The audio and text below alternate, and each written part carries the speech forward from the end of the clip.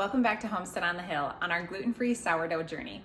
Today we're going to take a look at psyllium husk and how it plays a role in your dough, as well as the different forms of psyllium husk that you can work with.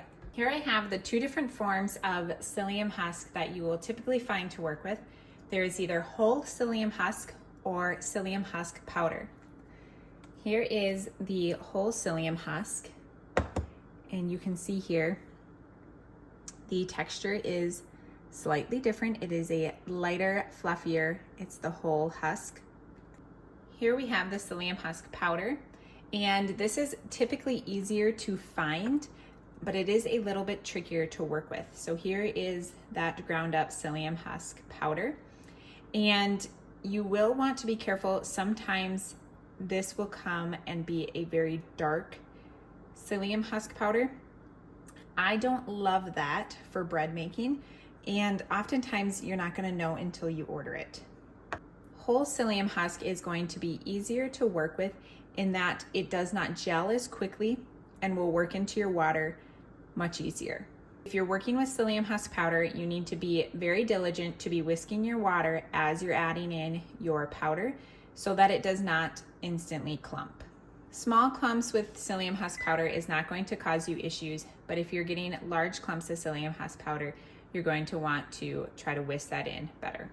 My kids seem to have run off with my whisk, so today I'm going to show you whisking just with a large fork, which is totally fine because I'm going to show you whisking in the psyllium husk, whole psyllium husk. So I start whisking my water before I even add, and this water has been warmed. Warm water is going to work best for incorporating psyllium husk.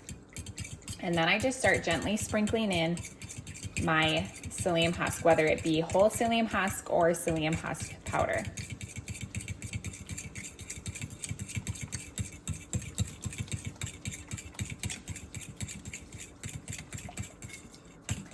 I will make sure that it's all incorporated.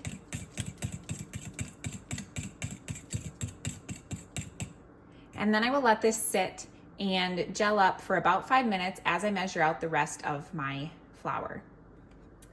Now this psyllium husk has set and gelled, as you can see, and we're gonna go ahead and add in our other ingredients.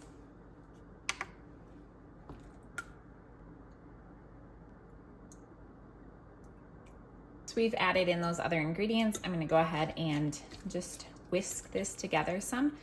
Make sure that the starter and the eggs and the oil are good and whisked.